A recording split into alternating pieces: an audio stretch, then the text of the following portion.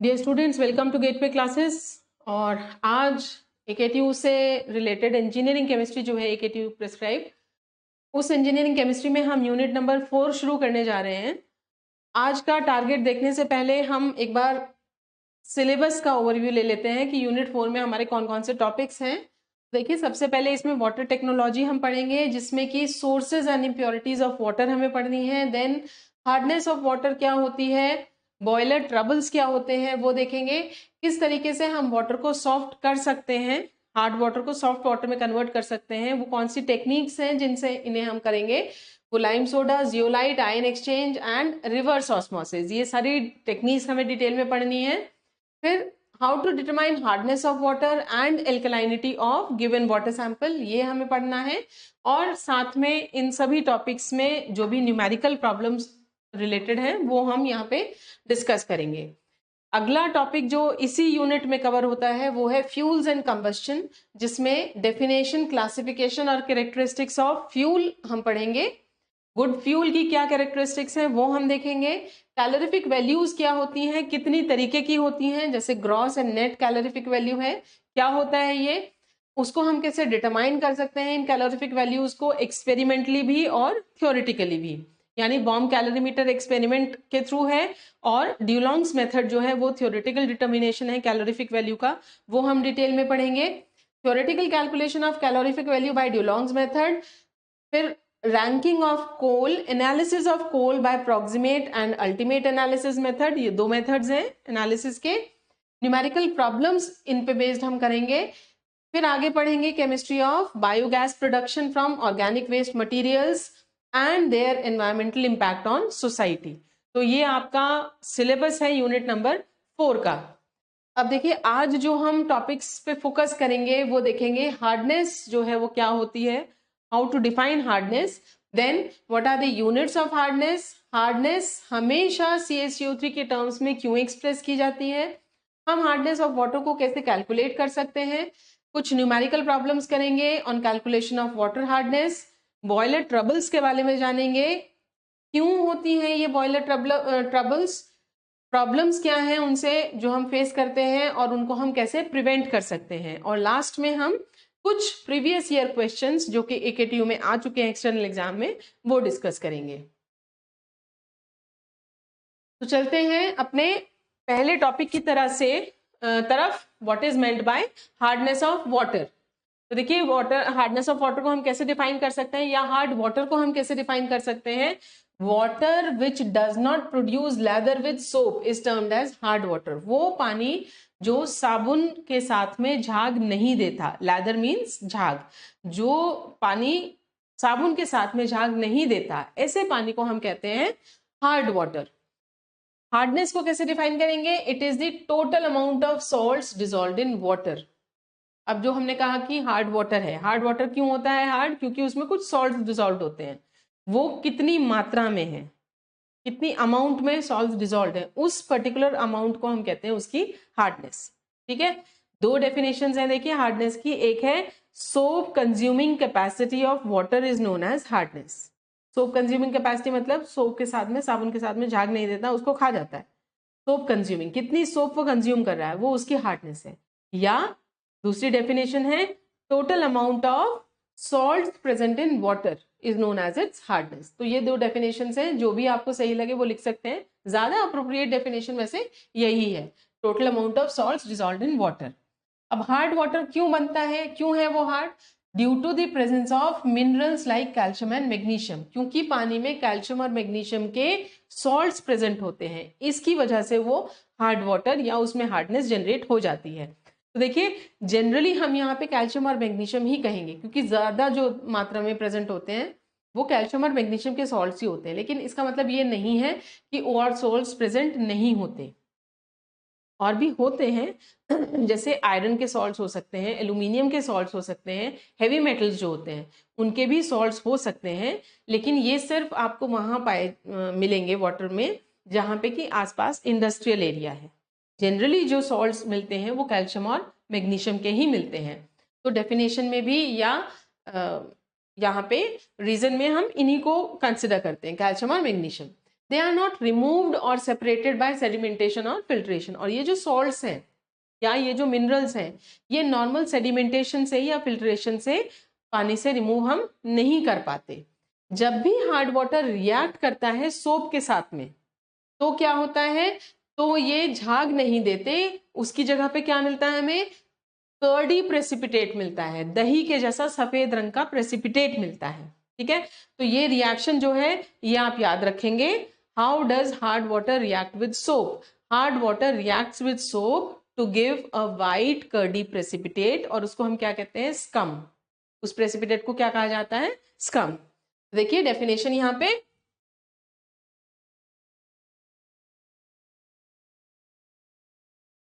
Reactions देखिए, C17H35COONA, ये जो है ये है सोप, ये सोप का फॉर्मूला है, दिस इज सोप। ठीक है, इसकी रिएक्शन हमने कराई CaCl2 के साथ में, कैल्शियम क्लोराइड है ये। अब रिएक्शन किस तरीके से होगी, ये जो कैल्शियम है, ये जो कैल्शियम है ये रिप्लेस कर देता है किसको, सोडियम को। यहाँ पे ये सोडियम और कैल्शियम आपस में इंटरचेंज हो जाएंगे। अब सोडियम जो है इस पे +1 चार्ज होता है, कैल्शियम पे +2 चार्ज होता है, इसलिए हमने इसको यहाँ पे ट्वाइस लिया है। देखिए किस तरीके से होगा, C17H35COO ट्वाइस है, तो यहाँ पे C17H35CO होल ट्वाइस कर दिया, और सोडियम और कैल्शियम को हमने आपस में इंटरचेंज कर दिया, तो ये बन गया हमारा, और ये हो गया NaCl। ये क्या है, ये है कैल्शियम स्टीयरेट, इसका नाम है कैल्शियम स्टीयरेट।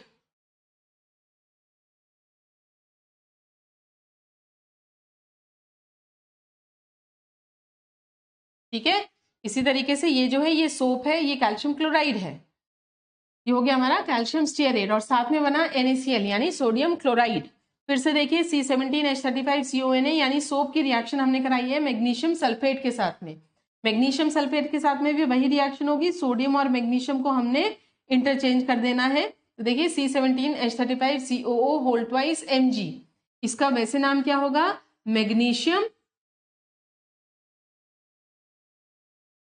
स्टीयरेट। ठीक है, और ये जो सोप है इसका और क्या नाम होता है, केमिकल नेम होता है इसका सोडियम स्टीयरेट, क्योंकि ये सोडियम का सॉल्ट है। This is sodium stearate. और ये जो बने हैं हमारे कैल्शियम स्टीयरेट और मैग्नीशियम स्टीयरेट, ये कैसे होते हैं, ये व्हाइट कर्डी प्रेसिपिटेट होते हैं जिसको हम कहते हैं स्कम। साथ में देखिए क्या बना है, सोडियम सल्फेट। तो ये रिएक्शंस आप देंगे जब भी आपसे ये पूछा जाएगा कि हार्ड वाटर सोप के साथ में किस तरीके से रिएक्ट करता है। नेक्स्ट देखिए हार्डनेस की यूनिट्स क्या क्या होती हैं, 4 यूनिट्स यहाँ पे दिखाई गई हैं। सबसे पहली यूनिट है पार्ट्स पर मिलियन, जिसको हम ppm से डिनोट करते हैं। क्या है इसकी definition, it is the number of equivalent part of CaCO3 present per million part of water by weight. ठीक है, this is the number of equivalent part of CaCO3 present per million part of water by weight. Milligram per litre दूसरी unit है, इस तरीके से इसको लिखते हैं एब्रीविएटेड में। ये क्या होता है, it is the number of milligram of CaCO3 present in 1 litre of water, पर लीटर है। ठीक है, और ये मिलीग्राम है, तो CaCO3 मिलीग्राम्स में लेंगे, वाटर लेंगे हम लीटर में। ठीक है, यहाँ पे देखिए पार्ट्स पर मिलियन था, तो वाटर हमने लिया है मिलियन में, ठीक है, पर मिलियन, और ये लिया है हमने इक्विवेलेंट पार्ट में। नेक्स्ट देखिए डिग्री क्लार्क, डिग्री क्लार्क को हम किस तरीके से दिखाते हैं, degree CL, it is the number of equivalent part of CaCO3 present पर 70,000 पार्ट ऑफ वाटर, पर 70,000 पार्ट ऑफ वाटर, क्योंकि 1 ppm जो है वो किसके बराबर होती है, 0.07 डिग्री क्लार्क के बराबर होता है। ठीक है, इसीलिए यहाँ पे लिया है 70,000 पार्ट ऑफ वाटर। ठीक, नेक्स्ट देखिए degree French, it is the number of equivalent part of CaCO3 present पर 105 part of water. 105 part of water क्यों लिया है, क्योंकि 1 ppm जो है वो बराबर होता है 0.105 या फिर 0.1 डिग्री फ्रेंच के। ठीक है, तो देखिए ये डेफिनेशंस हैं। 4 यूनिट्स होती हैं जो हम चूज कर सकते हैं। इनमें आपस में रिलेशन क्या है वो आप देख सकते हैं। 1 ppm 1 मिलीग्राम पर लीटर के बराबर होता है। That is in turn equal to 0.07 degree Clark and which is equal to 0.1 degree French. ये रिलेशन आप याद रखेंगे, ये पूछी जाती हैं एग्जाम में। AKTU में पूछा गया है what are the different units in which hardness can be expressed and how are they correlated, उनमें आपस में क्या रिलेशन है। तो ये आप यूनिट्स देंगे, डेफिनेशंस नहीं पूछी जाती हैं कभी भी। ये सिर्फ आपको समझाने के लिए यहाँ पे लिखी गई हैं। आपको सिर्फ ये यूनिट्स लिखनी है, parts per million, milligram per litre, degree Clark, degree French, और लास्ट में आपको दिखाना है इनका आपस में कोरिलेशन। तो ये आप लिखेंगे 1 ppm बराबर है 1 मिलीग्राम पर लीटर के, वो बराबर है 0.07 डिग्री क्लार्क के, and that is equal to 0.1 degree French. Next देखिए, अब हम देखेंगे कि कितनी तरीके की हार्डनेस पानी में हो सकती है। तो टोटल 2 तरीके की हार्डनेस होती है, temporary hardness and permanent hardness. Temporary hardness देखिए क्या होती है। Temporary hardness of water is caused by calcium and magnesium bicarbonate. तो जो भी हार्डनेस बाइकार्बोनेट्स की वजह से होती है, ठीक है, वो होती है हमारी टेम्परेरी हार्डनेस। बाइकार्बोनेट क्या होता है? बाइकार्बोनेट होता है HCO3 माइनस, इसको कहा जाता है बाइकार्बोनेट। अब आप अगर लिख देते हैं CaHCO3, इसको ट्वाइस करना पड़ेगा क्योंकि -1 चार्ज है, कैल्शियम पे +2 चार्ज होता है, तो उसको बैलेंस करने के लिए इसको हमें ट्वाइस करना होगा। तो ये कहा जाता है कैल्शियम बाइकार्बोनेट। और इसी तरीके से मैग्नीशियम बाइकार्बोनेट का फॉर्मूला होगा MgHCO3 होल ट्वाइस, ये है मैग्नीशियम बाइकार्बोनेट। ठीक है, तो ये रिस्पॉन्सिबल है टेम्परेरी हार्डनेस के लिए। अब आप देखिए टेम्परेरी हार्डनेस को हम रिमूव कैसे कर सकते हैं? बॉइलिंग से। पानी को उबाल दीजिए, उबाल के ठंडा करेंगे।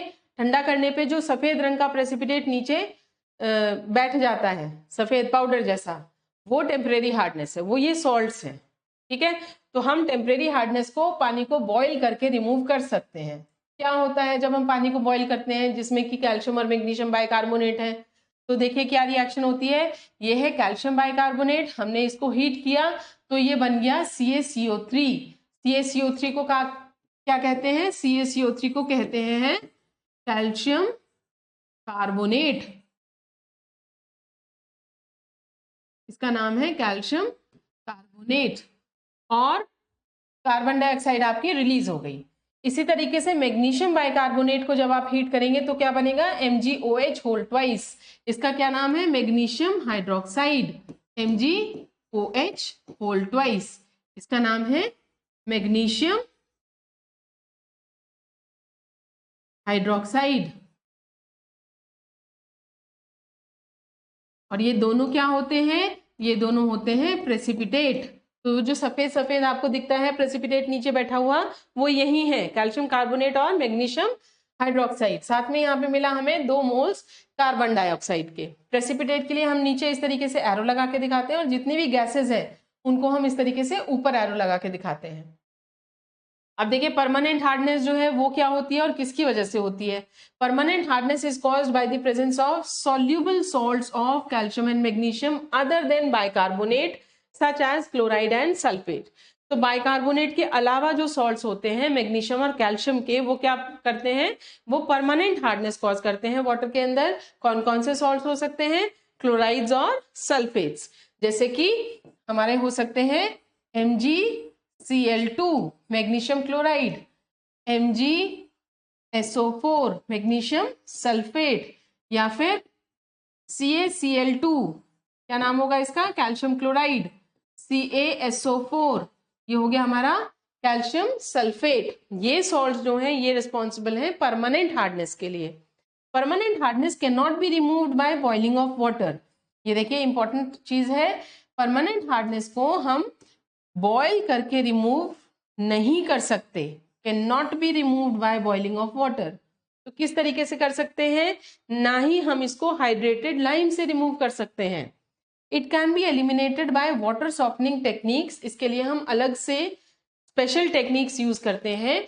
वो टेक्निक्स क्या क्या हैं, जैसे लाइम सोडा प्रोसेस है, जियोलाइट प्रोसेस है, आयन एक्सचेंज प्रोसेस है, या रिवर्स ऑस्मोसिस है।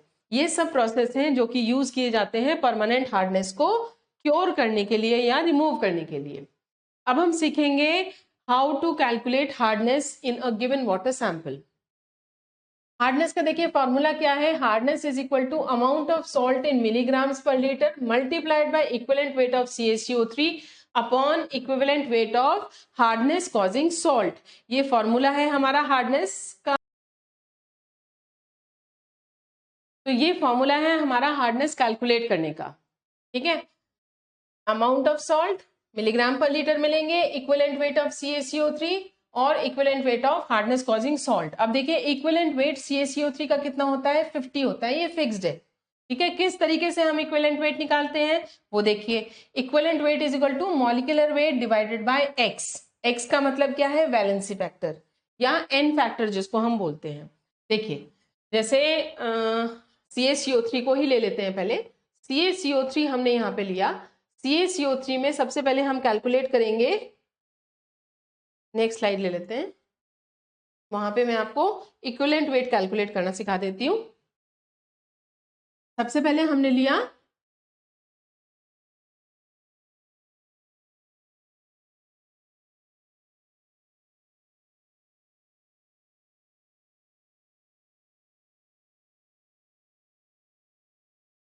CaCO3, ठीक है। इसका हमें क्या निकालना है, हमें इसका इक्विवेलेंट वेट निकालना है। और हमारे पास फॉर्मूला क्या था to calculate equivalent weight, equivalent weight होता है बराबर molecular formula, molecular weight divided by N या एक्स। एन जो है वो क्या है हमारा, वैलेंसी, है ना। अब देखिए कैल्शियम CaCO3 का सबसे पहले मॉलिक्यूलर वेट कितना होता है वो देखते हैं। कैल्शियम का जो मॉलिक्यूलर वेट है वो 40 होता है, प्लस कार्बन का होता है 12, ऑक्सीजन का होता है 16। यहाँ पे 16 को मल्टीप्लाई कर देंगे 3 से, तो ये हो गया हमारा 40 प्लस 12 प्लस 42, सॉरी 48,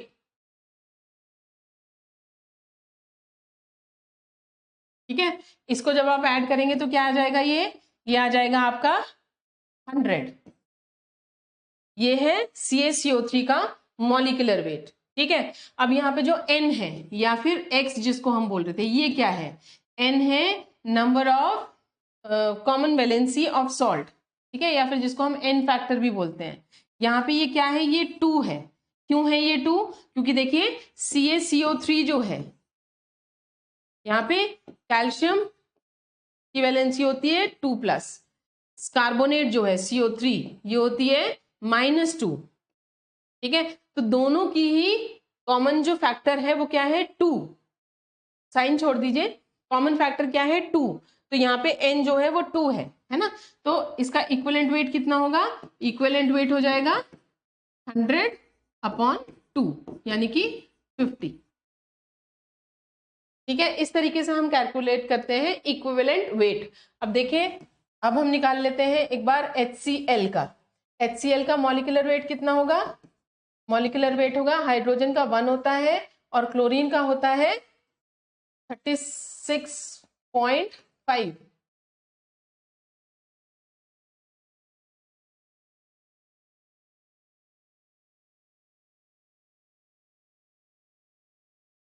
ठीक है। तो ये हो गया हमारा 37.5 मॉलिक्यूलर वेट हो गया ये। इसमें N की वैल्यू कितनी है, 1। क्यों लिया हमने यहाँ पे 1, क्योंकि HCl जो है उसको अगर हम देखेंगे तो H प्लस एंड Cl-, एक एक चार्ज है 1, N की वैल्यू हो गई 1। तो इसका जो इक्विवेलेंट वेट होगा वो कितना होगा, 37.5/1 यानी कि 37.5।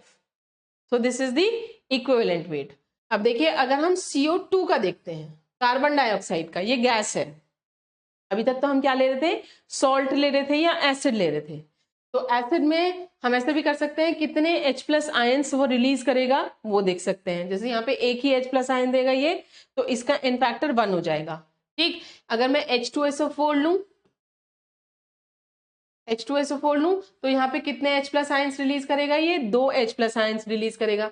तो इसके केस में N कितना हो जाएगा, 2 हो जाएगा। इस तरीके से भी हम एसिड्स का देख सकते हैं। सॉल्ट्स के केस में जैसे ये सॉल्ट है तो यहाँ पे कॉमन वैलेंसी जो होती है, कॉमन N फैक्टर जो होता है वो हम लेते हैं। गैस के केस में देखो क्या करते हैं, इसमें ना तो हमारे पास H आयंस है, ना ही हमारे पास यहाँ पे वैलेंसी वाली चीज है, सॉल्ट नहीं है, ये गैस है। तो इसके केस में क्या करेंगे, कार्बन डाइऑक्साइड को अगर वाटर से रिएक्ट कराते हैं तो ये क्या बनाता है, ये बनाता है एसिड H2CO3, इसको बोलते हैं कार्बोनिक एसिड।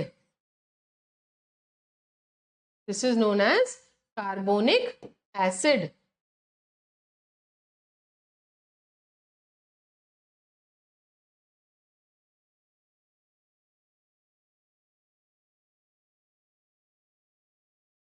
अब क्योंकि ये एसिड है तो आप देख सकते हैं यहाँ पे H प्लस आयंस कितने होंगे, 2 हैं। तो इसका मतलब कार्बन डाइऑक्साइड के मॉलिक्यूलर वेट को हम किससे डिवाइड करेंगे, 2 से डिवाइड करेंगे।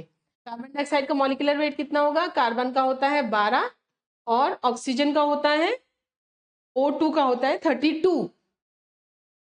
तो ये कितना हो गया, 44। इक्विवेलेंट वेट कितना हो जाएगा, 44 डिवाइडेड बाय 2, तो ये आ गया 22। इस तरीके से हम इक्विवेलेंट वेट्स कैलकुलेट कर सकते हैं। कोशिश कीजिएगा जब आप इनके ये मॉलिक्यूलर मतलब न्यूमेरिकल्स हैं इस चैप्टर में, जब आप न्यूमेरिकल प्रैक्टिस करेंगे तो आप बार बार इक्विवेलेंट वेट लिखेंगे, ठीक है, सॉल्ट्स के, एसिड्स के, तो आपको धीरे धीरे ये खुद ब खुद याद हो जाएंगे। वैसे भी एक टेबल हम यहाँ पे शो करेंगे जब हम आगे डिस्कस करेंगे नोट्स, तो उस टेबल में सभी जो कॉमनली अवेलेबल सॉल्ट्स या गैसेस हैं या आयंस हैं उनके इक्विवेलेंट वेट लिखे हुए हैं। तो आप कोशिश कीजिएगा कि उनको आप मेमोराइज कर लें, याद कर लें, क्योंकि हमारे पास एग्जाम में इतना टाइम नहीं होता कि हम इस तरीके से कैलकुलेशंस करें इक्विवेलेंट वेट के लिए। नेक्स्ट प्रीवियस स्लाइड पे आते हैं अब हम। तो आप देख सकते हैं इक्विवेलेंट वेट का CaCO3 का कितना है, 50, यानी कि ये जो फैक्टर है आपका ये फिक्स हो गया, यहाँ पे 50 ही आएगा हमेशा। नीचे आएगा equivalent weight of hardness causing salt, तो जो भी सॉल्ट आपको वाटर में गिवन है उसका इक्विवेलेंट वेट आपको यहाँ पे रखना है। किस तरीके से आप कैलकुलेट कर सकते हैं वो मैंने अभी आपको बता दिया है। तो और टोटल हार्डनेस क्या होती है, टोटल हार्डनेस होती है temporary hardness plus permanent hardness. Hardness चाहे टोटल हो, चाहे परमानेंट हो, चाहे टेम्परेरी हो, कैलकुलेट इसी फॉर्मूले से होगी। नेक्स्ट देखिए, hardness of water is expressed in terms of CaCO3 because of the following reasons. ये इंपॉर्टेंट है, AKTU में पूछा गया है कई बार, 2 नंबर में हालांकि पूछा जाता है, बट स्टिल ये इंपॉर्टेंट है। पीछे भी जो अभी हमने पढ़ा है मैं आपको बता देती हूँ,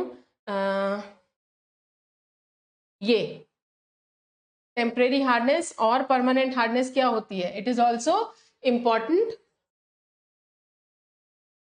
ये AKTU में कई बार पूछा जाता है, रिपीटेडली पूछा जाता है।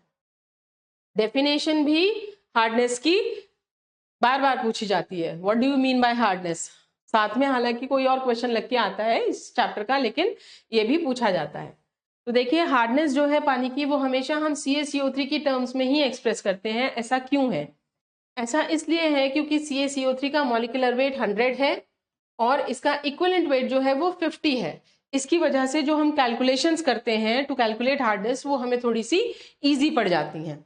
CaCO3 मोस्ट इनसॉल्युबल सॉल्ट है वाटर में, पानी में घुलता नहीं है, इसकी वजह से इसको प्रेसिपिटेट आउट किया जा सकता है आसानी से।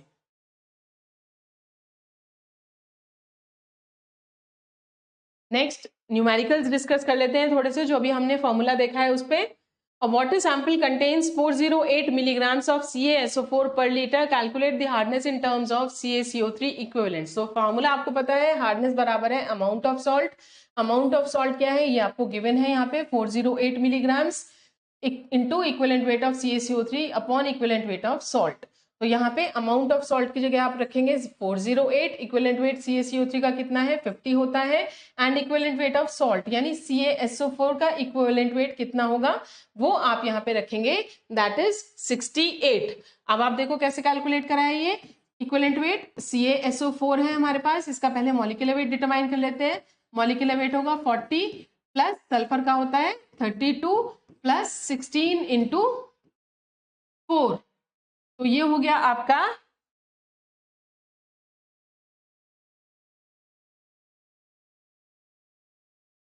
136 आएगा, ये कैलकुलेट करके आपका ये हो गया इसका मॉलिक्यूलर वेट। इक्विवेलेंट वेट जो है वो कितना होगा, इक्विवेलेंट वेट हो जाएगा 136/2। ये 2 हमने क्यों लिया है, क्योंकि कैल्शियम सल्फेट है, कैल्शियम सल्फेट में क्या है Ca+2 चार्ज है, सल्फेट फिर से -2 चार्ज है, तो 2 इसका n फैक्टर हो गया, तो ये आ गया हमारा 68। ये इक्विवेलेंट वेट है हमारा, तो यहाँ पे हमने 68 रखा है। इसको आप सॉल्व करेंगे तो ये आपका आ गया 300 मिलीग्राम्स पर लीटर या फिर 300 ppm। ठीक है, देखिए यहाँ पे ये मिलीग्राम में दे रखा है, इसलिए हमने इसको यहाँ पे एज इट इज रखा है 408 मिलीग्राम्स। लेकिन ये ध्यान रखिएगा, ये ग्राम्स में अगर है तो आप इसको चेंज करेंगे मिलीग्राम में, क्योंकि यूनिट जो है वो हमेशा हमें मिलीग्राम पर लीटर लेनी है। हार्डनेस की यूनिट हमेशा हम मिलीग्राम पर लीटर या ppm ही लेंगे, जब तक कि हमसे ये ना कहा जाए कि आप इसको एक्सप्रेस कीजिए डिग्री फ्रेंच में या डिग्री क्लार्क में। अपने आप जो कैलकुलेशन करेंगे वो हमेशा मिलीग्राम पर लीटर या डिग्री ये ppm ही लेंगे।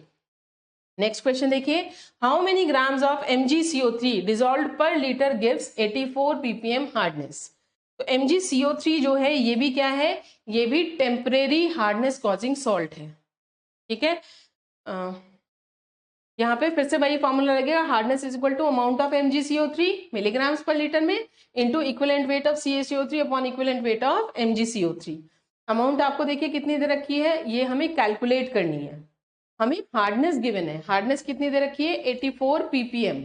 तो हार्डनेस को हम इधर ले आते हैं, अमाउंट को हम इधर ले जाते हैं। अमाउंट ऑफ MgCO3 इधर ले गए, हार्डनेस इधर लाएंगे, तो हमारा फॉर्मूला जो हो है वो क्या हो जाएगा, amount of MgCO3 is equal to क्या होगा, hardness into equivalent weight of MgCO3 ऊपर चला जाएगा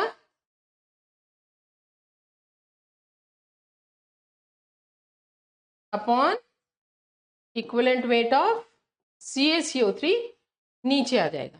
ठीक है, देखिए 84 हार्डनेस दे रखी है हमें, मल्टीप्लाइड बाय CaCO3 का ये सॉरी MgCO3 का इक्विवेलेंट वेट कितना होता है 42 होता है, कैलकुलेट कर सकते हैं अब आप। CaCO3 का 50 होता है, ये कैलकुलेट करेंगे, ये आपकी 70.56 ppm हार्डनेस आ गई MgCO3 की वजह से। नेक्स्ट क्वेश्चन देखिए, 100 ml of water sample has a hardness equivalent of 12.5 ml of 0.08 normal MgSO4, what is it's hardness in ppm।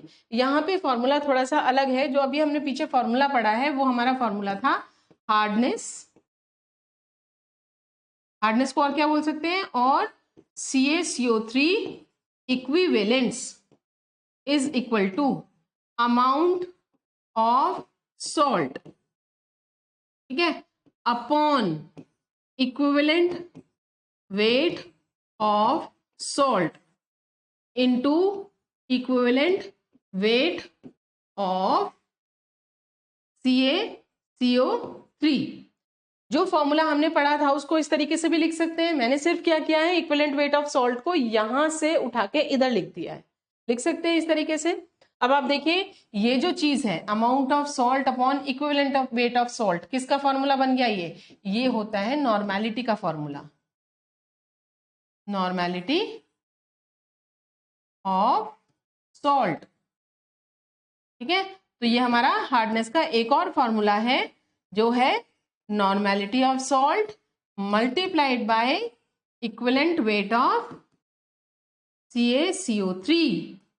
और इस क्वेश्चन में क्योंकि नॉर्मेलिटी से कंपेयर किया गया है तो हम यही फॉर्मूला यूज करेंगे। 100 ml वाटर सैंपल है हमारा, उसकी हार्डनेस जो है वो किसके बराबर है 0.08 नॉर्मल MgSO4 के बराबर है, जिसकी की क्वांटिटी कितनी है, वॉल्यूम कितनी है 12.5। What is it's hardness in ppm। तो सबसे पहले तो हमें क्या चाहिए, वाटर सैंपल की नॉर्मेलिटी चाहिए। उस नॉर्मेलिटी को अगर हम मल्टीप्लाई कर दें CaCO3 के इक्विवेलेंट वेट से तो हमारे वाटर सैंपल की हार्डनेस आ जाएगी निकल के। अब क्योंकि वाटर की नॉर्मेलिटी गिवन नहीं है, वाटर की वॉल्यूम गिवन है और दे रखा है MgSO4 की वॉल्यूम भी गिवन है, नॉर्मेलिटी भी गिवन है, तो हम नॉर्मेलिटी कैलकुलेट कर लेंगे। किससे कैलकुलेट करेंगे?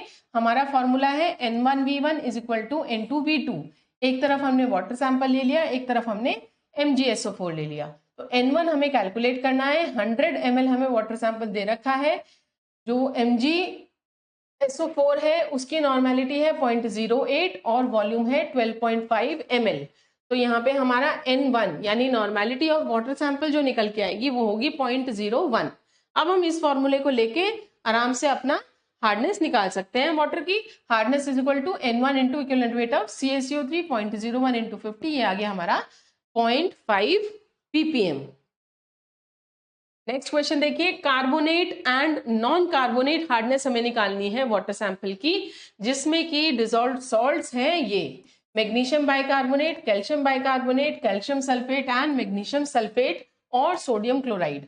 देखिए कुछ सॉल्ट्स मैं आपको यहाँ पे बता रही हूँ जो कि हार्डनेस प्रोड्यूस नहीं करते अगर वाटर में प्रेजेंट हैं। कौन कौन से सॉल्ट्स हो सकते हैं वो? NaCl, Na2SO4, KCl, K2SO4, Na+, K+, ये सारे सॉल्ट्स जो हैं और साथ में सिलिका SiO2, ये हार्डनेस कॉज नहीं करते, do not cause hardness.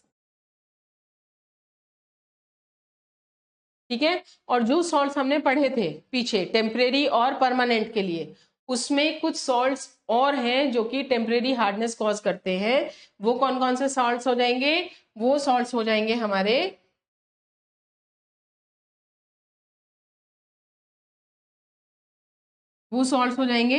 MgCO3, CaCO3, MgOH whole twice, NaHCO3, KHCO3। ये सॉल्ट्स जो हैं, ये सॉल्ट्स हम लेंगे टेम्परेरी हार्डनेस में, जब भी कैलकुलेशंस करेंगे तो इनको हम इंक्लूड करेंगे टेम्परेरी हार्डनेस के लिए। ठीक है, और नेक्स्ट मैं अभी आपको आगे बताती रहूंगी जो भी पॉइंट्स हमें याद रखने हैं। फिलहाल के लिए ये याद रखिए। तो यहाँ पे हमारे पास बहुत सारे सॉल्ट्स गिवन हैं, हमें टेम्परेरी हार्डनेस भी निकालनी है, परमानेंट हार्डनेस भी निकालनी है और टोटल हार्डनेस भी निकालनी है।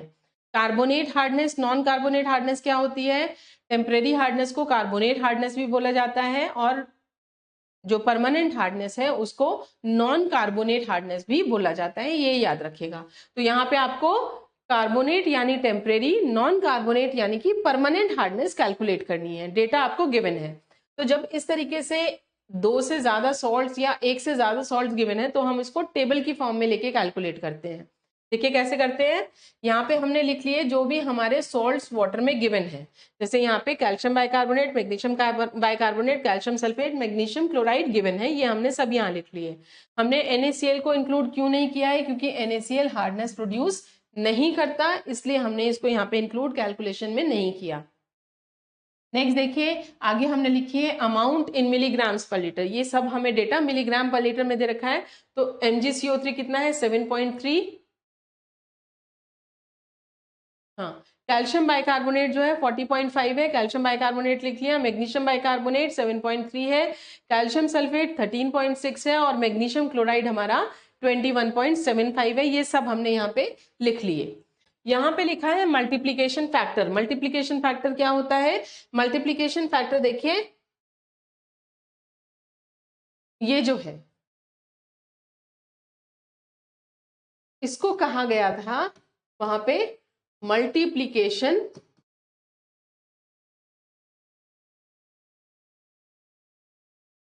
फैक्टर। ठीक है, इसको कहा जाता है मल्टीप्लीकेशन फैक्टर, यानी equivalent weight of CaCO3 upon equivalent weight of salt, इसको मल्टीप्लीकेशन फैक्टर बोलते हैं। तो देखिए मल्टीप्लीकेशन फैक्टर में हमने क्या किया, इक्विवेलेंट वेट ऑफ CaCO3 यानी 50 upon equivalent weight of calcium bicarbonate, ये होता है 81।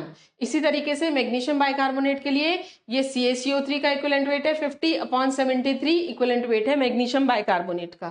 सिमिलरली 50 CaCO3 का इक्विवेलेंट वेट, 68 CaSO4 का इक्विवेलेंट वेट।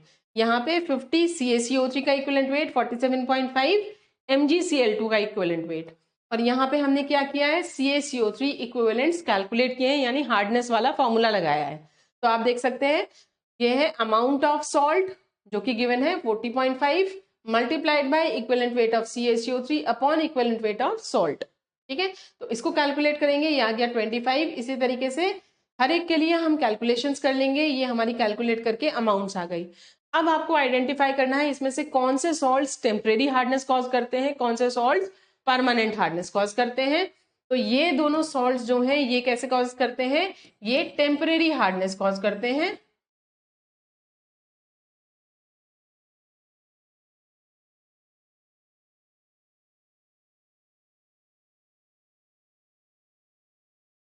ये दोनों सॉल्ट्स टेम्परेरी हार्डनेस कॉज करते हैं,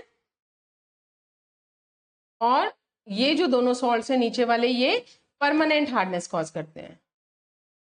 तो ये हो जाएंगे हमारे कार्बोनेट हार्डनेस, ये हो जाएगी नॉन कार्बोनेट हार्डनेस। हमें ये दोनों चीजें ऐड करनी है, 25 और 5, ये हो गई हमारी टेम्परेरी। 25 + 5 30, तो 30 ppm हमारी टेम्परेरी हार्डनेस हो गई। 10 + 22.9 यानी 33.9, ये हो गई हमारी परमानेंट हार्डनेस यानी कि नॉन कार्बोनेट हार्डनेस। देखिए 30 ये इन दोनों का हो गया, और ये 32.9 हो गई हमारी परमानेंट यानी नॉन कार्बोनेट। और टोटल हार्डनेस क्या हो जाएगी, इन दोनों को ऐड कर देंगे तो ये हमारी टोटल हार्डनेस आ गई। इस तरीके से हम अपने न्यूमेरिकल्स करेंगे। नेक्स्ट टॉपिक है हमारा boiler feed water. Boiler feed water क्या होता है, वो वाटर जो कि हम बॉयलर्स में फीड करते हैं। बॉयलर क्या होते हैं, जो बहुत बड़े बड़े बॉयलर्स इंडस्ट्रीज में होते हैं स्टीम जनरेशन के लिए, जिनमें पानी भर के स्टीम में कन्वर्ट किया जाता है ना, उनको हम कहते हैं बॉयलर्स। जैसे हमारे घर पे गीजर्स होते हैं, गीजर्स में हम क्या करते हैं, पानी को गर्म करते हैं, लेकिन बॉयलर्स में क्या किया जाता है, इसी तरीके से पानी भर के और उसको हीट किया जाता है और उससे स्टीम जनरेट की जाती है। वो स्टीम आगे यूज की जाती है फॉर पावर जनरेशन, है ना, इंडस्ट्रीज में ये काम करते हैं। तो जो वाटर बॉयलर में फीड करते हैं स्टीम जनरेशन के लिए, उसे हम कहते हैं boiler feed water. The water used in boilers for steam generation is known as boiler feed water. इसके कुछ कैरेक्टरिस्टिक्स हैं जो होने चाहिए उसमें, है ना, कुछ स्पेसिफिकेशंस हैं बॉयलर फीड वाटर की, यानी हर तरीके का पानी हम बॉयलर्स में नहीं यूज कर सकते। जैसे कि जो वाटर हम बॉयलर्स में यूज करेंगे उसमें हार्डनेस कितनी होनी चाहिए, बिलो 0.2 ppm, उसमें सॉल्ट्स ना के बराबर होने चाहिए। इसी तरह कास्टिक एल्कलाइनिटी जो है, जो OH- आयंस की वजह से होती है, वो होनी चाहिए 0.15 से 0.45 ppm के बीच में। सोडा एल्कलाइनिटी यानी Na2CO3 की वजह से, सोडा की वजह से जो एल्कलाइनिटी होगी वो होनी चाहिए 0.45 से 1 ppm के बीच में। एक्सेस सोडा ऐश जो है वो 0.3 से 0.55 के बीच में लाई कर सकती है। पीएच पानी का 8 से 9 के बीच में होना चाहिए, और ऑक्सीजन जो है वो 0.02 ppm से भी कम होनी चाहिए। तो ये स्पेसिफिकेशंस हैं हमारे बॉयलर फीड वाटर की। अगर हम वाटर को स्टडी नहीं करें और ऐसे ही किसी भी वाटर को बॉयलर्स में डाल दें स्टीम जनरेशन के लिए, तो बॉयलर में कुछ प्रॉब्लम्स जनरेट होती हैं, है ना। जो प्रॉब्लम्स फेस की जाती हैं उन्हें कहा जाता है बॉयलर प्रॉब्लम्स। देखिए बॉयलर ट्रबल्स या बॉयलर प्रॉब्लम्स। बॉयलर ट्रबल्स क्या है, वेरियस ट्रबल्स या problems encountered if hard water is fed in the boilers. अगर बॉयलर में हम हार्ड वाटर फीड कर देते हैं स्टीम जनरेशन के लिए, तो जो प्रॉब्लम्स जनरेट होती हैं उनको हम कहते हैं बॉयलर ट्रबल्स। कौन कौन सी हैं ये, सबसे पहले है प्राइमिंग, जिसको कि वेट स्टीम फॉर्मेशन भी कहा गया है। उसके बाद foaming, scale and sludge, caustic embrittlement और बॉयलर कोरोजन।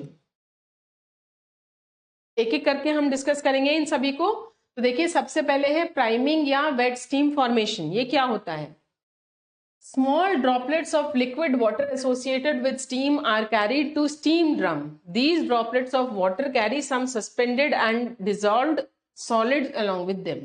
तो देखिए जब अभी मैंने आपसे कहा कि बॉयलर में वाटर फीड किया जाता है, भरा जाता है स्टीम जनरेट करने के लिए। यहाँ पे हमने वाटर ले लिया, यहाँ से जो स्टीम बनेगी वो स्टीम जो है वो दूसरे ड्रम में कलेक्ट की जाती है।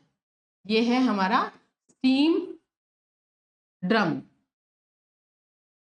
ठीक है। और ये क्या है, ये है बॉयलर, है ना। तो यहाँ पे जब पानी उबलता है तो स्टीम बनेगी, स्टीम बन के क्या करेगी, स्टीम जो है यहाँ से पास होके वो यहाँ जाएगी, यहाँ पे स्टीम एक्यूमुलेट हो जाएगी, ठीक। लेकिन अगर ऐसा होता है कि स्टीम के साथ साथ कुछ पानी की बूंदें भी यहाँ से स्टीम ड्रम में चली जाती हैं, उसको हम कहते हैं प्राइमिंग या वेट स्टीम फॉर्मेशन। अब जो ये पानी की बूंदें स्टीम के साथ गई हैं, ये क्या होता है, इन बूंदों में सॉल्ट्स भी, वाटर में अगर सॉल्ट है, calcium chloride, calcium bicarbonate, magnesium sulphate, magnesium bicarbonate, ये सॉल्ट अगर है तो वो पानी की बूंदों के साथ साथ सॉल्ट भी स्टीम ड्रम में चला जाता है ना। और फिर जब भी हम मशीन्स में यूटिलाइज करेंगे उस स्टीम को, तो वो मशीन के पार्ट्स में भी चला जाता है। और सॉल्ट अगर मशीन में जाएंगे तो वहां पे दिक्कतें होती हैं, है ना। तो इसको कहा जाता है प्राइमिंग या wet steam formation. Suspended and dissolved solids, ये कौन से होते हैं, सॉल्ट्स। क्या कारण है इसका, क्यों होता है ऐसा, या तो पानी ही हमने ऐसा लिया है जिसमें बहुत हाई क्वांटिटी में डिसॉल्व्ड सॉलिड्स है, हमने ध्यान ही नहीं दिया कि पानी की क्वालिटी कैसी है, ठीक है। दूसरी चीज है कि स्टीम जो बन रही है वो बहुत हाई वेलोसिटी के साथ बन रही है, तेजी से बन रही है, सडन बॉइलिंग हो रही है, पानी एकदम से उबलना शुरू हो गया है, या हमारे बॉयलर का डिजाइन ही खराब है। बॉयलर का डिजाइन खराब है मतलब माना कि हमसे कहा गया है कि इतना पानी लेना चाहिए बॉयलर में, लेकिन बॉयलर का डिजाइन ही ऐसा है कि उसने यहाँ पे दिखा रखा है कि आप मैक्सिमम वाटर यहाँ तक ले सकते हो। तो इसका मतलब ये डिजाइनर कैसा है, ये डिजाइन बॉयलर का खराब है, फॉल्टी डिजाइनर है ना। तो फॉल्टी बॉयलर डिजाइन हो गया। Sudden increase in steam production, अगर स्टीम जिस रेट से बन रही है एकदम से तेज हो जाए, वो रेट जो है उसका बढ़ जाए, या फिर हमने बॉयलर के अंदर पानी ही ज्यादा लिया है, ये कारण होते हैं प्राइमिंग के। इसको हम कैसे प्रिवेंट कर सकते हैं, तो देखिए जो हमारे कारण है उन्हीं से प्रिवेंशन जनरेट होती है। तो सबसे पहले क्या था कि large amount of dissolved solids है, यानी कि वाटर जो है कैसा है, हार्ड है, इसकी जगह हम क्या करेंगे, हम परफेक्टली सॉफ्ट वाटर यूज करेंगे, ये देखिए यूजिंग सॉफ्ट वाटर। दूसरा था हमारा हाई स्टीम वेलोसिटीज, तो हमें क्या करना है, avoid rapid change in steaming rate, है ना। Avoid rapid change in steam, जिस रेट से बन रही है कॉन्स्टेंटली उसी रेट से बनने देनी चाहिए, हमें उसको तेज या कम बार बार नहीं करना है। ये था ना, देखिए sudden increase in steam production rate, तो ये बढ़ाना नहीं है, जैसे चल रही है वैसे चलते देना है, ठीक है। इसी तरीके से हमें सडन बॉइलिंग पानी की नहीं करनी है, हमें पानी का लेवल जो है बॉयलर में वो सही रखना है, ज्यादा पानी नहीं लेना है, जो लेवल दिखा रखा है वही लेना है, ठीक है। और एक तरीका और क्या है, फिटिंग मैकेनिकल स्टीम प्योरीफायर्स। तो यहाँ पे बीच में स्टीम प्योरीफायर हम लगा सकते हैं, उससे क्या होगा, स्टीम के अलावा अगर यहाँ पे वाटर की ड्रॉप्स हैं तो क्या होगा, वो यहीं पे रुक जाएंगी, ठीक है। तो मैकेनिकल स्टीम प्योरीफायर हम यहाँ पे यूज कर सकते हैं टू प्रिवेंट प्राइमिंग। नेक्स्ट है फोमिंग। फोम देखिए क्या होता है, झाग होता है, और झाग किससे बनता है, साबुन से, और साबुन किससे बनता है, एल्कली और ऑयल की कॉम्बिनेशन से। यानी अगर वाटर में आपके एल्कलीज प्रेजेंट हैं, ऑयल ड्रॉपलेट्स प्रेजेंट हैं, तो क्या होगा, वो कंबाइन करके क्या बना देंगे, सोप बना देंगे, साबुन बना देंगे, और फिर क्या बनेगा, झाग बनेगा, उसको हम कहते हैं फोमिंग। और ये जो झाग बनते हैं, बुलबुले, ये बबल्स जो हैं वो कैसे होते हैं, वो वाटर की सरफेस के ऊपर बनते हैं, और कैसे होते हैं, वो बने रहते हैं, फूटते नहीं है आसानी से, ठीक है। देखिए अब, formation of stable bubbles at the surface of water in the boiler which do not break easily and passes out with the steam is called foaming। तो ये भी steam के साथ में पास हो जाते हैं steam drum में, इसको हम कहते हैं foaming। क्या क्या कारण है, जैसा मैंने आपको बताया कि पानी के अंदर ऑयल की ड्रॉप्स हैं और एल्कलीज हैं, ये कंबाइन करके क्या बनाते हैं, साबुन बनाते हैं। Oil and alkali react to form soap, और सोप क्या करती है, पानी के सरफेस टेंशन को कम कर देती है, जिसकी वजह से झाग बनता है। तो soap which greatly lowers the surface tension of water and thus increases the foaming tendency of water. Prevent हम कैसे कर सकते हैं फोमिंग को, हम एंटी फोमिंग एजेंट्स डाल सकते हैं। एंटी फोमिंग एजेंट क्या होता है, जैसे कि फिटकरी, फिटकरी को क्या बोला जाता है, सॉरी वो ऑयल रिमूव करने के लिए है। Oil can be removed by adding sodium aluminates या एलम, फिटकरी जिसको बोलते हैं, एलम या सोडियम एल्यूमिनेट ऐड करके ऑयल को रिमूव किया जा सकता है। इसी तरीके से एंटी फोमिंग केमिकल्स मिलाए जा सकते हैं, जैसे कैस्टर ऑयल है, टेनिक एसिड है, ये झाग नहीं बनने देते। या हम सॉफ्ट वाटर यूज करें जिसके अंदर कोई एल्कली, कोई ड्रॉपलेट्स ऑफ वाटर हो ही ना। नेक्स्ट देखिए, स्केल एंड स्लज, ये इंपॉर्टेंट है, क्वेश्चन आता है इसके ऊपर, काफी डिफरेंसेस लिखने के लिए आते हैं स्केल और स्लज में। तो देखिए स्लज क्या होता है, स्लज होता है muddy solid deposited at the bottom of the boiler.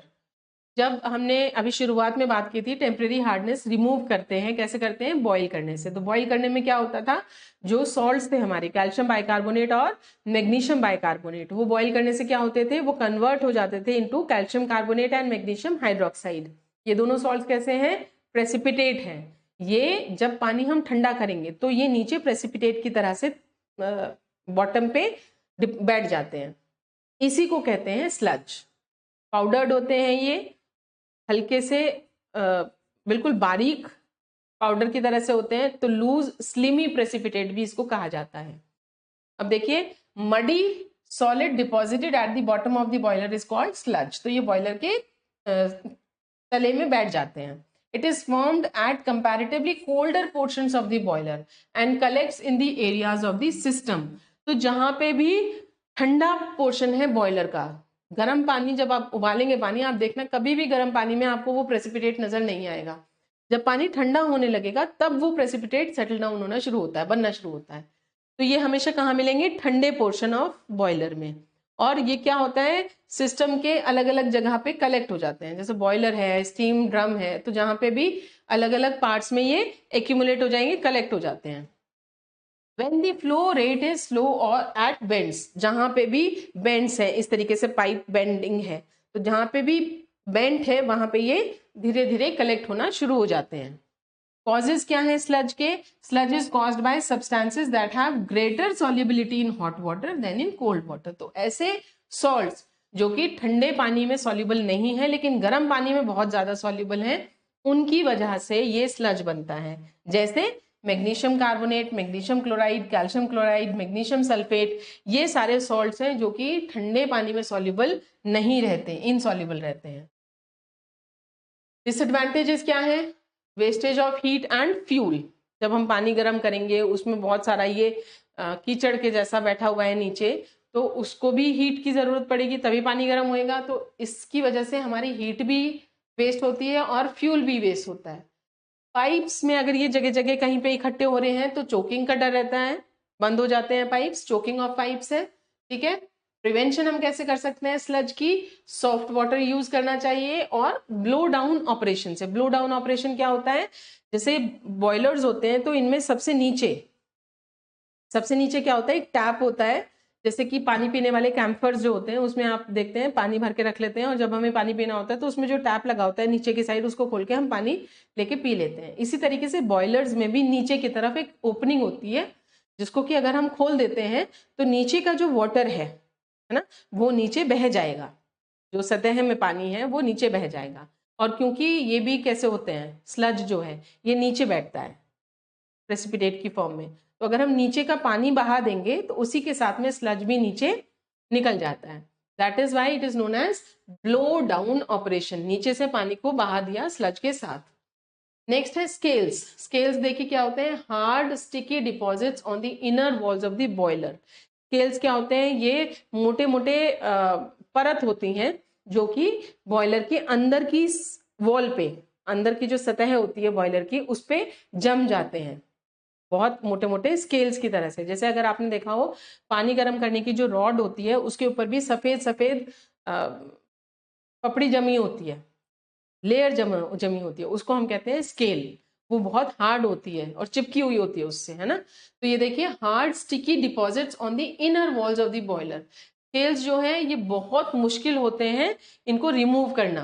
क्या क्या कारण है स्केल फॉर्मेशन के? ये बनते हैं due to decomposition of calcium bicarbonate at high temperature and pressure present in the boiler. अगर हमारे बॉयलर जो है उसके अंदर बहुत हाई टेम्परेचर और प्रेशर है तो कैल्शियम बाइकार्बोनेट जो है वो डिकम्पोज हो के इस तरीके से जमती रहती है, जमा होना शुरू हो जाती है। Present in the boiler it forms CaCO3 insoluble salt which settles as precipitate in the boiler। Precipitate की तरह से ये बैठता चला जाएगा, लेकिन जब ये बहुत ज्यादा बनने लगता है, ज्यादा हो जाएगा, तो ये जमा हो जाता है। देखिए कैल्शियम बाइकार्बोनेट है, हीट किया, कैल्शियम कार्बोनेट बना, कार्बन डाइऑक्साइड और वाटर बना।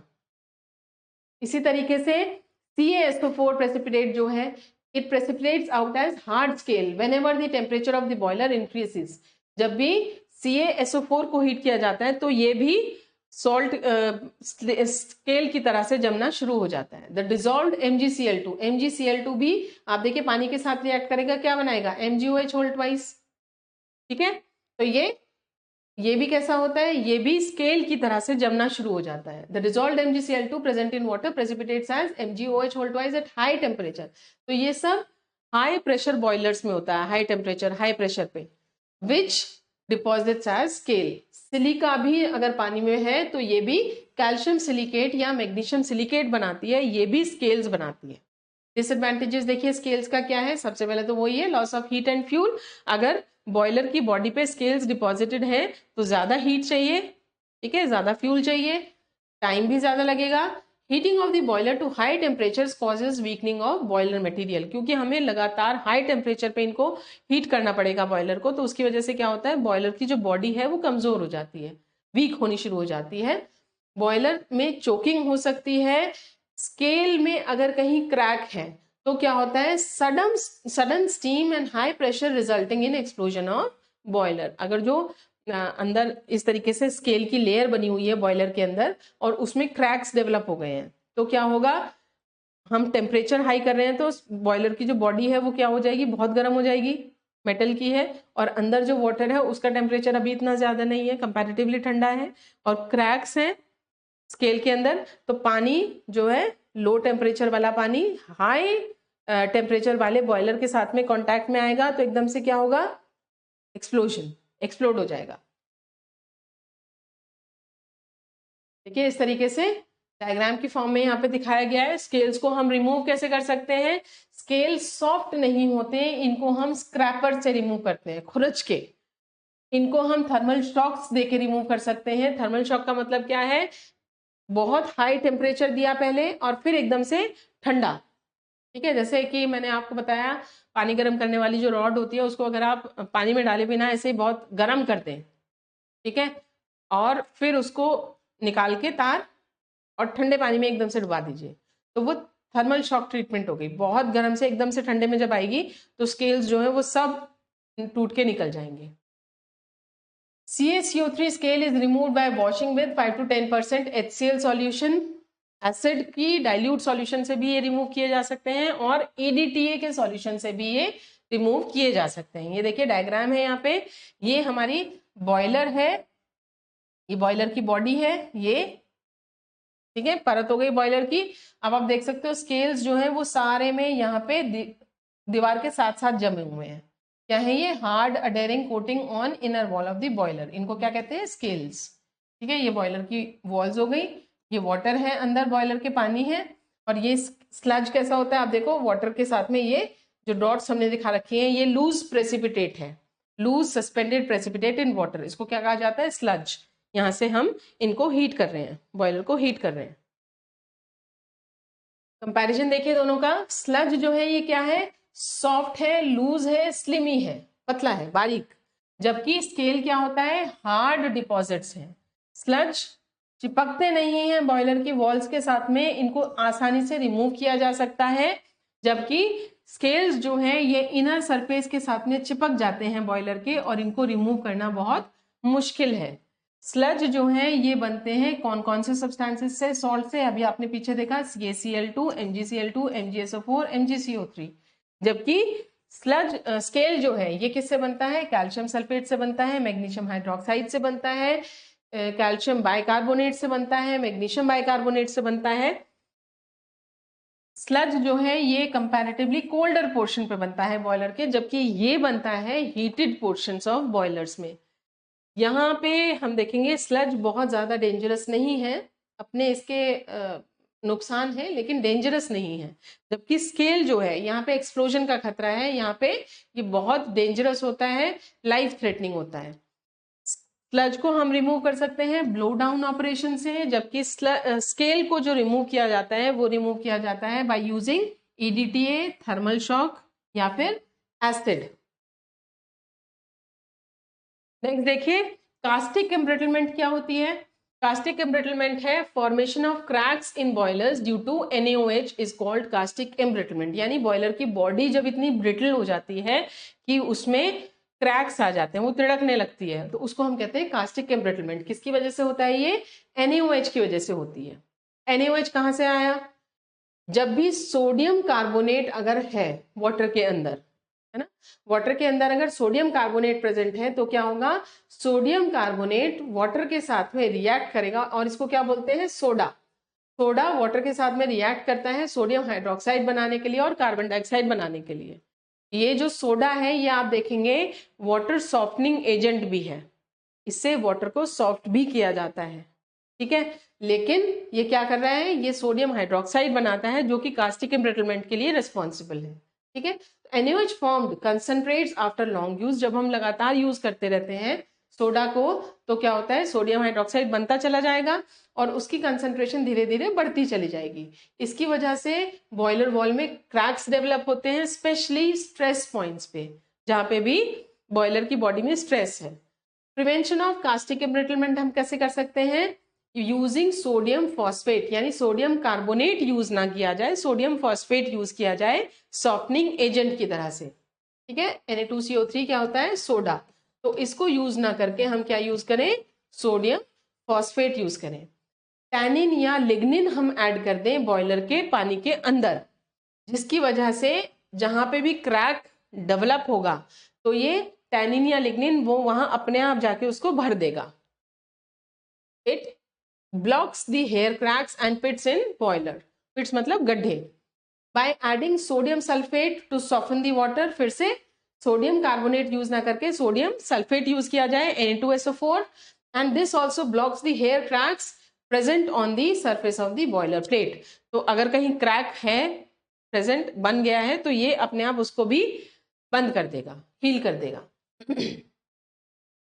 देखिए बॉयलर कोरोजन क्या होता है, बॉयलर कोरोजन का मतलब है जब बॉयलर की बॉडी जो है वो खराब होनी शुरू हो जाती है, डिके होनी शुरू हो जाती है, डिसइंटीग्रेट होनी शुरू हो जाती है बिकॉज ऑफ एनवायरमेंटल फैक्टर्स, जो कोरोजन होता है, ठीक है। क्या क्या डिसएडवांटेजेस हैं, इसकी वजह से बॉयलर की लाइफ रिड्यूस हो जाएगी, जल्दी खराब हो जाएगा। Increased cost of repairs and maintenance, अब खराब होगा तो उसको रिपेयर भी कराना पड़ेगा तो उसकी वजह से पैसे लगेंगे।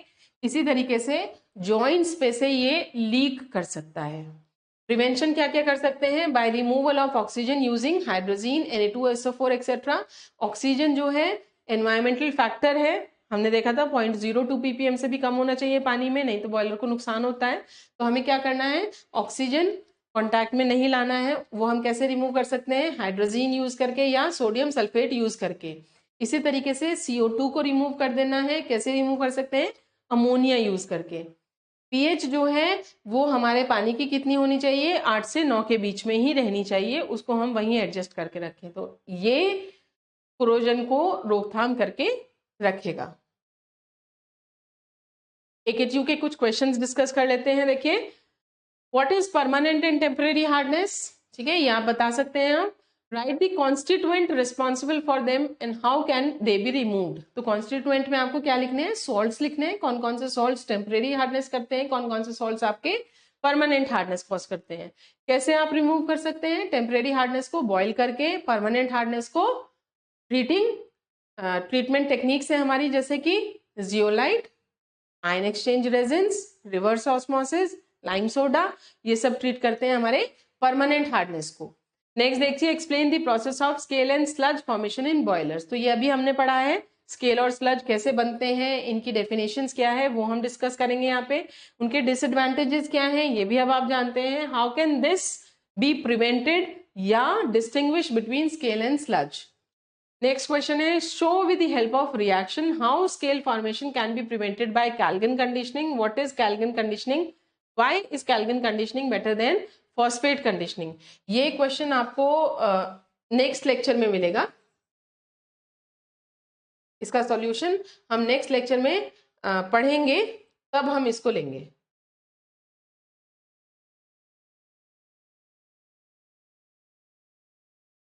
नेक्स्ट क्वेश्चन है, डिफाइन हार्डनेस। हार्डनेस को डिफाइन करना है। Why is it conventional to express hardness in terms of CaCO3 at the international level? Write other units also, how are they interrelated? तो हार्डनेस को डिफाइन करना है, CaCO3 में क्यों हम इसको एक्सप्रेस कर सकते हैं वो बताना है।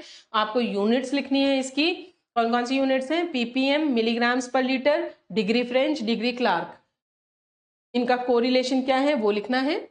नेक्स्ट देखिए, sample of water was found to contain 40.5 milligrams per liter calcium bicarbonate, 46.5 milligram per liter magnesium bicarbonate, 32.1 milligram per liter CaSO4, 27.6 milligram per liter MgSO4, 22.45 milligram per liter CaCl2, 19.0 milligram per liter MgCl2 and 4.8 milligram per liter NaCl। तो देखिए ये तो consider करेंगे नहीं, ये तो hardness cause नहीं करता। Calculate the temporary hardness of water sample, यहाँ पे सिर्फ टेम्परेरी हार्डनेस पूछी गई है, तो टेम्परेरी सॉल्ट्स आपको यहाँ पे सेलेक्ट कर लेने हैं। टेम्परेरी सॉल्ट्स कौन कौन से हैं, ये है टेम्परेरी हार्डनेस के लिए रिस्पॉन्सिबल, और एक हमारा ये है टेम्परेरी हार्डनेस के लिए रिस्पॉन्सिबल। कैसे सॉल्व करना है मैं आपको यहाँ पे पहले एक क्वेश्चन सॉल्व करके दिखा चुकी हूँ, बिल्कुल वही तरीका अपनाना है। टेबल बनाएंगे और सॉल्ट्स की अमाउंट लिखेंगे, उनका मल्टीप्लीकेशन फैक्टर लिखेंगे, फिर CaCO3 इक्विवेलेंट्स वहां पे कैलकुलेट कर लेंगे, टेम्परेरी ऐड करेंगे, टेम्परेरी सॉल्ट्स के लिए जो हार्डनेस है वो आपकी टेम्परेरी हार्डनेस होगी, परमानेंट सॉल्ट्स जो होंगे उनकी कैलकुलेशन जो आई है उसको ऐड करेंगे, वो आपकी परमानेंट हार्डनेस हो जाएगी, और दोनों को ऐड कर देंगे वो आपकी टोटल हार्डनेस हो जाएगी। नेक्स्ट देखिए, 100 ml of water sample has hardness equivalent of 12.5 of 0.08 normal MgS। ये क्वेश्चन अभी हमने सॉल्व किया था। A water sample contains 10 ppm of calcium chloride, 3.2 milligrams per liter of NaCl नहीं कंसिडर करेंगे, 21.1 degree French of Al2O3, calculate total hardness of water. तो देखो यहाँ पे CaCl2 दे रखा है और NaCl हमें लेना नहीं है, फिर है Al2O3, तो इसका दे रखा है आपको 10 ppm, और ये आपको दे रखी है 21.1 डिग्री फ्रेंच। इसको आपको कन्वर्ट करना है ppm में। कैसे कन्वर्ट करेंगे इसको, आप 21.1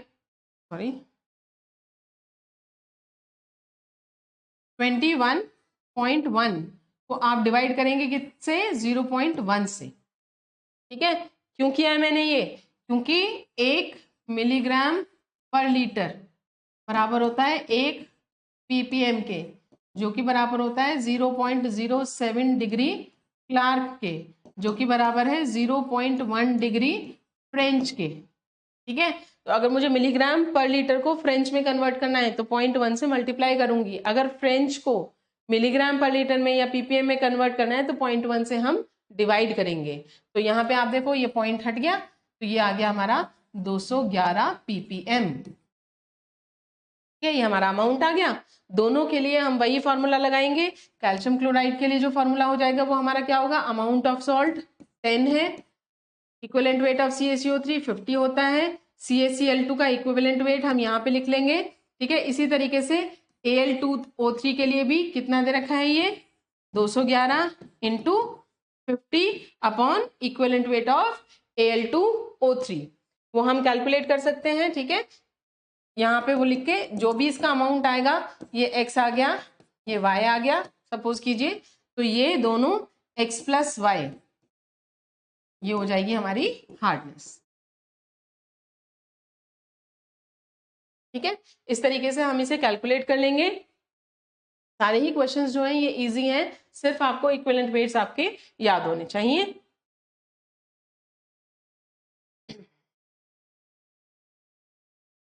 तो this is all for this lecture.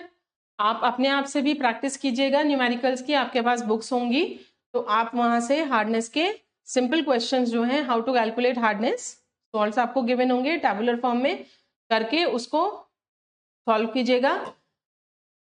और जैसा मैंने आपको बताया कि इक्विवेलेंट वेट्स जो हैं कोशिश कीजिए कि आपको सभी सॉल्ट्स के इक्विवेलेंट वेट याद हो जाएं, तो वो ज़्यादा बेहतर होगा। टाइम कंज्यूमिंग कम हो जाएगा आपका कंजम्पशन जो है, क्योंकि क्वेश्चन जो है जैसे मैंने आपको पहले भी बताया लेंदी आता है केमिस्ट्री का, तो जितना टाइम हम सेव कर सकते हैं उतना सेव करके चलें। तो thank you for now. Next lecture में हम मिलेंगे फिर से यूनिट 4 के।